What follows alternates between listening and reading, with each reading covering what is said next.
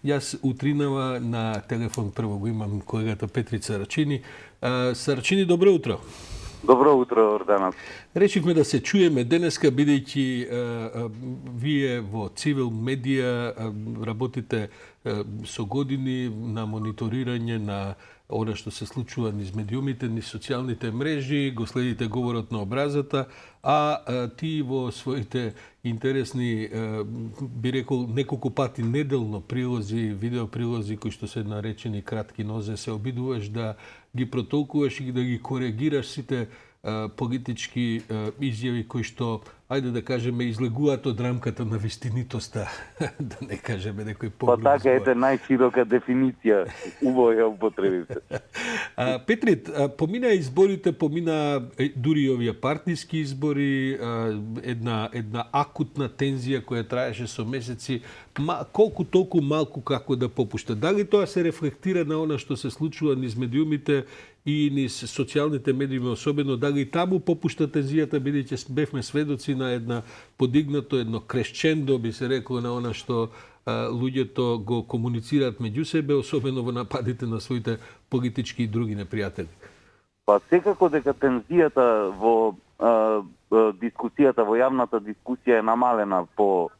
периодот на локалните избори. Тоа се рефлектира, речиси, во сите медиумски објави и на традиционалните и на онлайн медиумите и на социјалните мрежи, иако тука можеме да речеме дека таа перманентна кампања која што не престанува со години повторно трае, но видлива е некаква рекомпозиција на, како да речеме, на структурите, видливи се особено од страна на опозицијските партии дека е намалена таа тензија која што веројатно беше дополнително подигната во желбата да се нападне власта и да се освојат што подобри позиции за време на изборите. Тога да... сега заврши и сега условно речено се враќаме во некоја нормала која што по мене сепак не е нормала, тоа е таа перманентна кампања која што трае со години, која што е прилично интензивна и која што секојдневно ги бомбардира граѓаните пред се со црна пропаганда кон политичкиот противник. Тука има доста говор на омраза, а и прилично голем број на дезинформации кои што главно се врзуваат околу политичките партии и нивните лидерства, најистурени поединци, но тука како теми влегуваат и некои работи кои што се еве актуелни постојано во последно време, особено пандемијата, вакцините, сите тие лажни вести и дезинформации кои што се поврзани со тие антиваксерски движења и тие структури кои се обидуваат на некој начин да ја подкопаат довербата на граѓаните во целата приказна со имунизацијата и други работи кои што се поврзани со секојдневните политички и други случаи. Како сме во однос, бидејќи јас забележувам, претпоставам, не сум единствениот дека опозицијата го деескалираше речникот, би рекол, во последните 2-3 недели. Тие и на овој партиски конгрес што го има излегува со една доктрина, се гледа дека од лидерот Мицкоски па надолу, ние ги имаме секојдневно нивните представници во ова студио, како да се обидуваат и веројатно и успеваат, барем во последните 2-3 недели, да го сменат речникот, да бидат тие не се помалку критични, но сепак не чувствувам она високо ниво на лични навреди, на дисквалификации, карактерни, да кажем, напади и така натаму. Споделуваш тој впечаток или можеби јас имам погрешен впечаток? Па тој впечаток е делумно точен, но сепак не се работи за целосна деескалација, туку за реформатирање или да речеме препакување на речникот. Еве, доколку ја земете, токму вчера на Цивил медија објавивме една дискурзивна анализа на нашиот драг колега Жарко Трајановски. Ако ја земете таа нова доктрина која што беше објавена на опозицијската партија, таму имате повторно еден етноцентричен и еден условно речено, нели во наводници кажано, патриотски говор, етноцентричен говор, кој што повторно мобилизира околу оние флоскули на македонскиот народ,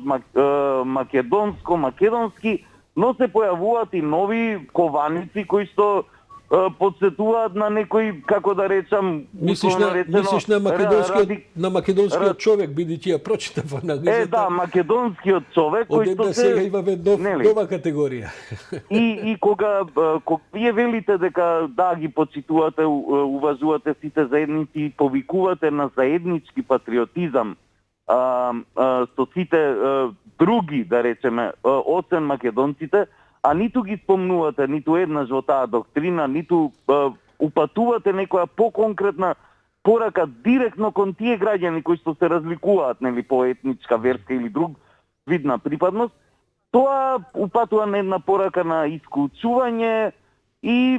да не речам, еве, има некаква деескалација, но таа деескалација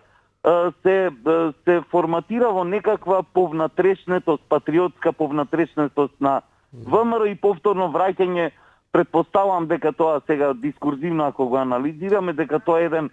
чекор назад кој што може да значи подготовка за поголем скок напред или засилување на таа реторика. Предпоставам дека природно и овој период пред Нова година, кога и онака луѓето не сакаат да се бават многу со политика и политичките партии го искористат да се малку да одморат и тие, но предпоставам исто така дека по Нова година оваа битка ќе продолжи со уште позасилено темпо. Ќе се продолжи каде што застанал. Да, морам да го споделам тој впечаток, гледам дека воопшто генерално е, што е можеби нормално, е опадната и интересот. Имавме многу лоши вести, вклучувајќи и она недела, 10 дена, 2 недели околу сообраќајката во Бугарија и така натаму, и сега ова што ни се случува дополнително со односите со Бугарија, со ова што се денеска и очекувања за Европскиот совет, каде што ќе се повторно ќе се расправа за Македонија. Каква е ситуацијата на говорот на омраза, дали деескалира или можеби ескалира говорот на омраза на социјалните мрежи во однос на Бугарија, бидејќи тоа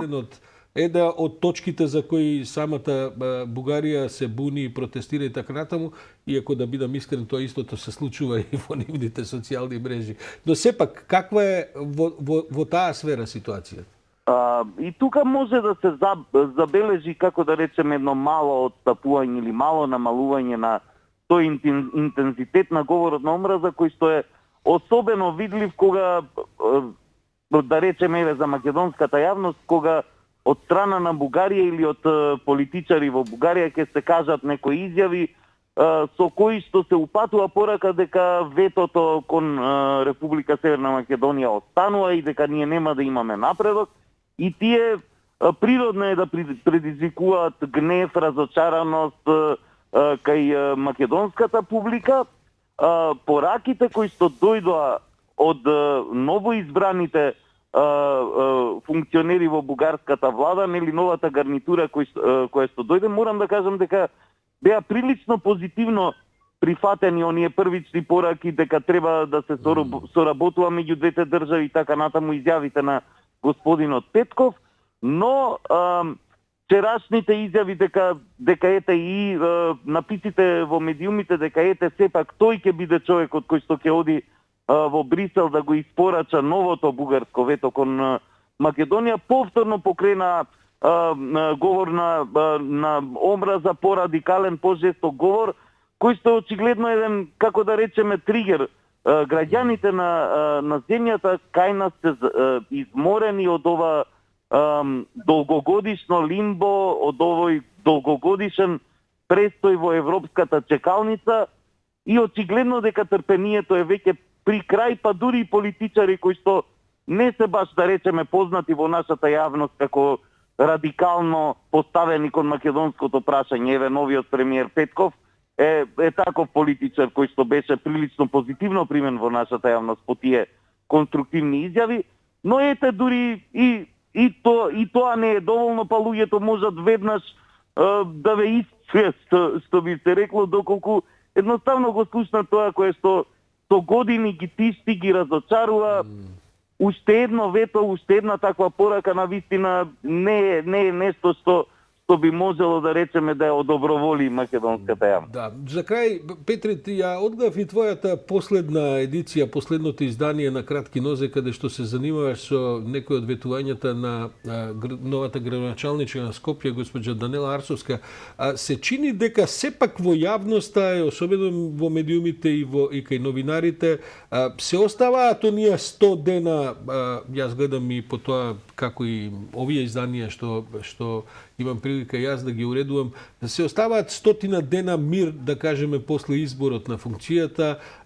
бидејќи многу ретко и многу малку читаме за тоа што се случува во градскиот кабинет на градоначалничката, иако таа избра да комуницира со јавноста главно преку Фејсбук и без директен контакт со новинарите. Го споделуваш тој впечаток или можеби јас пропуштам нешто? Па има, да речеме, има во поголем дел од медиумите, начелно се подситува тоа дека сега за големи прашања, политички прашања кои што ги инволвираат политичките партии и новоизбраните функционери, дека има некаква резерва, но има и медиуми кои што предизвикани токму од овој еднонасочен пристап во комуникацијата реагираат и бараат одговори. Едно е да оставите 100 дена, нели, пристојно е тоа во политичката доктрина, барем за демократиите беше порано карактеристично да се остави тој период за да почне да функционира новата власт, но од друга страна тоа не значи дека тие политичари треба целосно да ја прекинат комуникацијата со медиумите. Има секојдневни работи што ги интересираат граѓаните и на кои што треба да одговара. Не е секогаш нели градоначалникот тој што одговара, има служби за односи со јавност во град Скопје, па и во другите институции, и тие треба да продолжат да си ја работат работата. Ние треба да се одвикнеме како општество после секој поважни политички процеси или пред секој политички процеси да имаме некаква радикализација или пак некој интензивирање на комуникацијата, па потоа некој спласнување. Треба едноставно да ги навикнеме и да ги тренираме и институциите, и политичарите да работат секојдневно тоа што им е работа. А дел од таа работа е комуникација со медиуми. Ќе видиме како тоа ќе се испрактикува и на новоизбраниот претседател на СДСМ, господин Димитар Ковачевски, кој што најверојатно ќе биде новиот премиер. Не верувам дека тој ќе добие простор од 100 дена за да може во извесен мир да ги решава барем оние првични прашања со кои ќе се зафати, но политиката е таква денеска, животот е интензивен, прашањата се горливи и политичарите веројатно 24/7, што велат, се на мета на јавноста. Петре, благодарам за ова утринско брифирање. Следниот пат се гледаме во студио. Секако. Благодарам, ова беше Петрица Рачини од Цивил Медија, кој што е еден од луѓето кои што континуирано сите овие, би рекол, наназад неколку години се занимава со мониторирање и следење тоа како се движи јавниот дискурс и говорот во јавноста, не само медиумите, туку и на социјалните мрежи, па и по друг вид на јавни комуникации во Македонија.